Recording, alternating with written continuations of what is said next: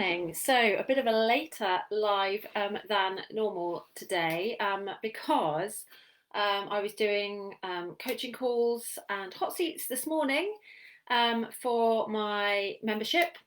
And then I went to get my hair cut at last. I've had my hair done. It feels so nice to have it chopped and a bit blonder again. So, I'm a very happy girl. But yes, I am coming to chat to you about growing your Facebook group. My Facebook group is really one of the absolute key parts of my marketing strategy. It's kind of the anchor that holds all together, and it's where I get most of my clients from, where I get most of my income would be my Facebook group. So they can be such a powerful thing for your business if you are growing a group of ideal clients and of people who are going to engage with you and who are interested in what you have to say and who are interested in what you have to sell. And so I wanted to come and chat about ways that you can grow your group quickly, simply, non-spammily, and without paying for ads. So I have got 8 tactics that I'm going to chat to you about. Hey, hi Kellyanne, thank you. Yeah, it's just so nice to have it chopped. It was just so kind of straggly. Thanks, Katie. So straggly at the ends. So yeah, it's just nice to get it all off. I had to wear a mask all the way through, which I was kind of expecting, but because I was getting highlights done, I was there for probably 2.5, 3 hours. I was so desperate to take that thing off by the time I left. But anyway, yes, totally worth it. Anyway, right, so Facebook groups. So number 1, and funnily enough, I was chatting about this in one of the hot seat calls this morning, how it always comes down to ideal client. And the same is true now. It might have been with you, Katie. I can't remember. Anyway, sorry about voices in the background. I didn't close my door properly. Let me just quickly do it now. So the first thing is messaging, and it's all about making sure that it is as clear as possible to anyone landing on your group exactly who it's for and what they're going to get from it. So you can do things, so the name of the group should help with that. The cover picture should help with that, and the group description should help with that. Those 3 things should all make it crystal clear who this group is for and why they should join, what are they going to get from it. And in fact, when you're kind of coming up with this, I use that kind of same messaging for whenever I want to promote my group. So if I'm promoting my group, say in a promo thread in another group, for example, I know now very clearly that those are the 3 things that I'm going to hit on. I'm going to say who it's for. I'm going to say what they're going to get from it, and I'm going to give some reasons as to why they should join. What makes my group stand out, what's in it for them if they join my group. So I will say something like, if you're a mum looking for more clients, or if you're a mum with a service-based business, so immediately someone can go, yes, that's me, or no, that's not me, and who's looking for more clients, or I might say who's looking to hit consistent 5k months, and I will say the same few things every single time, because that's who I'm looking for. I am looking for mums with service-based businesses who want a way to get more clients and who are aiming to hit consistent 5k months. Okay, so that's who I'm looking for, and I want them to be able to recognise themselves in that description. And what they're going to get. So if they join my group, I'm looking to hit consistent 5k months, so I'm going to get help doing that in this group. And then I'll say something like, we have weekly workshops and guest lives, lots of opportunities to network, and G&T Q&As. And just by giving those 3 little things, it adds a bit of personality. It tells you a bit about the kind of vibe of the group, and it gives some real reasons to join. So if you can come up with something similar for your group, that's going to be really powerful. You want that kind of compelling messaging so that people know exactly why they should join. Kellyanne, I have just changed the cover for my Facebook group. I think it is more in line with the message of who it's for. Fab. Okay, so that is number one, clear messaging. That is first and foremost, because if you don't have that, people, all the other stuff that I'm going to talk about now might get people over to look at your group, but if that messaging isn't clear, they're just going to click away again. So all the effort would have been for nothing. So make sure that messaging is spot on. Okay, number two, your website. So there are tons of places, if you have a website, there are tons of places where you can be promoting your Facebook group and kind of bringing attention to it. The fact is, we need to see things a lot online before we take action. So there's a statistic for marketing that people need to see something 7 times before they take action. 7 times at least before they take action. So having your Facebook group dotted about your website is a really good idea. Getting it so that people are kind of seeing it and seeing it and seeing it, and eventually they're like, oh yeah, I ought to join that, So there are various places. You can have it on your main menu, on your home page. You can literally create a tab saying, Facebook group, and people can click on it and it takes them through to your group. I have that on my website. You can have create a banner or an image for it along your sidebar or one of your kind of areas where you've got kind of widgets and things. You can have pop-ups if you've got, so on my website, if you go onto my website, there will be a pop-up that comes up. Now I have it for my freebie, my lead magnet, but you can create a pop-up to, promote your Facebook group. You can have an actual space for it on your homepage, so not just on the menu. You can actually create a section of your homepage that talks about your Facebook group and invites people to your Facebook group. You might want to even mention it in your about page. So there are tons of opportunities in your website where you can promote that group. Okay, number 3, your content. So as a business owner, you probably are, or you certainly should be, creating some kind of content. So content marketing is what I'm talking about here. So this is where you're creating valuable free content for your ideal clients to give them value, to help them find you, to answer questions that they're looking for answers to, and to start to get those relationships going. Now, if you are creating regular content, it could be a blog, it could be a podcast, it could be regular video content, whatever it is, make sure that you are taking the opportunity to promote your group, because wherever you're giving someone tons of value, if they're an ideal client, they're going to be really grateful for all that value, really thankful for your help, and they're probably going to want to know where they can get more. So it's a perfect opportunity to say, if you've enjoyed this, come join my group because we have XYZ, and it's going to help you do XYZ. So if you look at any of my blog posts, I say any, it might not be quite all of them yet. I've been gradually working my way through them. I've got nearly 100 blog posts on my website, so it's a work in progress. But most of them now, if you go on them, will have an image promoting my Facebook group with a, have you joined my Facebook group yet type headline where people can then click through and join. And I just plonk that in the middle of the blog post. So as someone's reading through, thinking, wow, what a great blog post this is. Oh yes, of course I'm going to join her group. Okay, and it's just a really easy, natural way to get that group in front of people again. And if you were doing a podcast or anything like that, or a video, same applies. If you found this helpful, make sure you come and join my group. So when I used to do videos, I would always end my video. I used to do weekly videos a year or two ago, and I would always end, if you found this helpful, come and join my Facebook group. In fact, I used to also promote a weekly Q&A. At that point, I had weekly Q&As inside the group. So if you've got questions about this, come join the group, and come and join me for my weekly Q&A, and I'll be happy to chat to you about them. So there's tons of different ways that you can do it. So that's content, number 3. Number 4, outreach. So this is one I to approach with caution, because there is nothing worse than getting some kind of spammy message from a complete stranger going, hey, how are you? Oh yes, what a lovely day we're having. Anyway, would you like to join my Facebook group?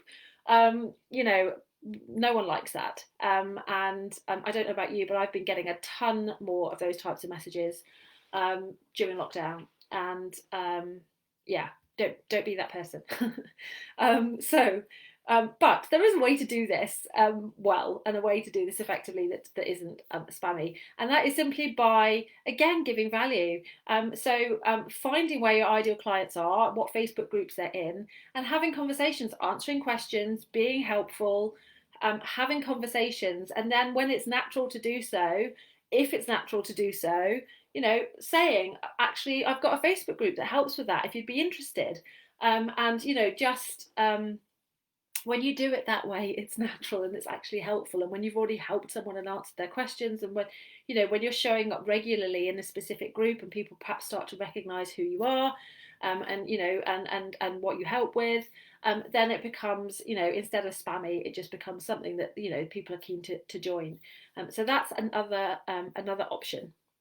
Number 5, email. So if you have an email list, you should absolutely be taking advantage of that to promote your Facebook group. If you haven't got an email list, start one because email is a really, really powerful way to market your business and to sell. So absolutely get on it if you haven't got an email list. This is something I am passionate about. My background was email marketing. And yeah, it's just so powerful. But yes, so email, there's a couple of ways that you can use email to promote your group. So number 1 is in your welcome series. So when someone first signs up for your list, perhaps you've got a lead magnet, you've got a freebie, someone signs up for it, and you send them a welcome email to say, hey, thanks for signing up, here's your freebie.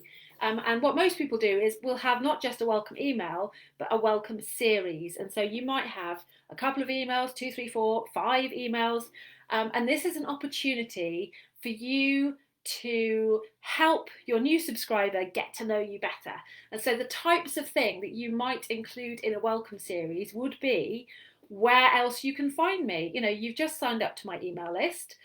Here, let's hang out elsewhere as well. Let's hang out on social. And so you can then share your Facebook group then as part of your welcome series. Again, it's such a great opportunity because when someone has signed up for your email list, that's already a sign from them saying, yeah, I'm interested in what you've got to say. I'm interested in what you've got to offer. And so there's a very good chance that if they've already signed up for your email list, they'll be happy to join your group as well. So it's a perfect opportunity, and it's such a wasted opportunity not to make that offer at that time.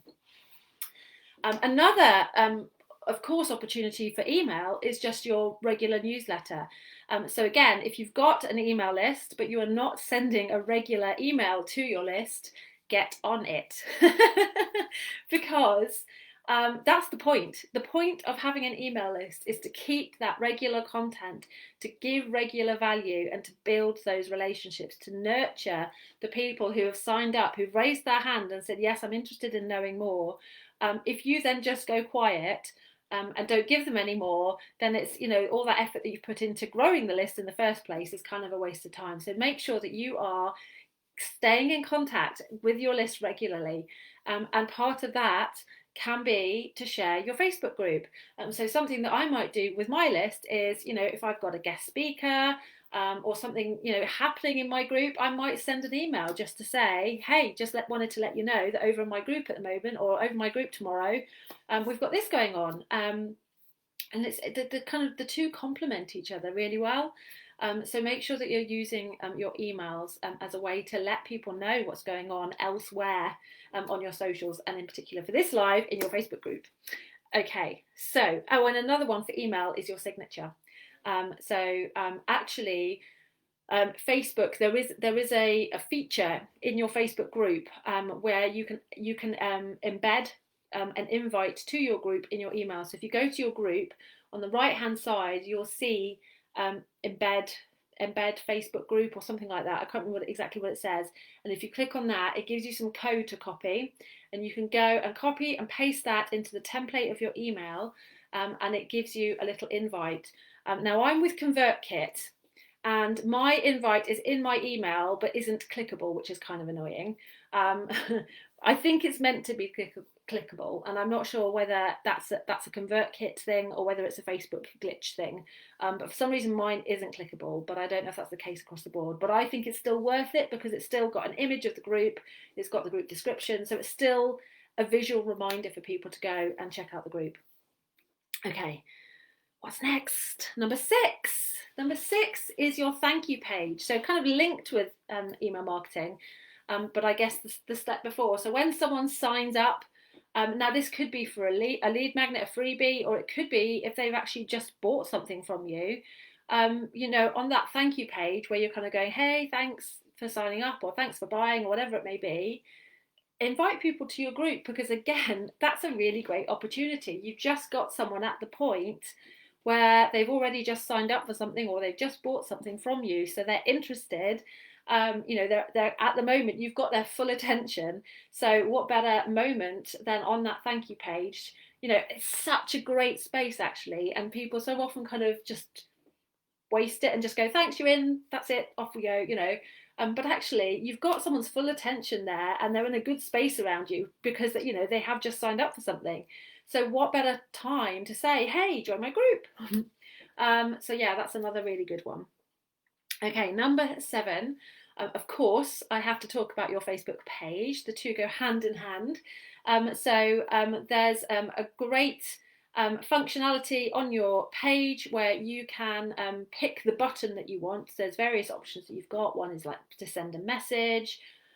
One, you can just add a link and take people back to your, say, your website or something like that. And one of the options is to have the button visit group, which is the option that I have on my Facebook page, so you can see it in action if you look at this page. Again, it just means that people kind of going and checking you out and maybe finding your page can also then see, oh, they've got a group, let's go and check that out too. At which point they click the button, and then your messaging is so good and they immediately know that this group is for them, and they of course join it. Okay, my final tactic here for you is guesting. I can never think of a better way of saying it, but guesting. And by that I mean doing guest blog posts, being a guest on someone's podcast, or doing guest lives in someone's Facebook group. Any of those are such a great opportunity to reach a new audience and to promote your group. So again, you're giving value. You're going to an audience of people who are also your ideal clients, which is, you know, absolutely what you should be doing if you are going to do any kind of guesting.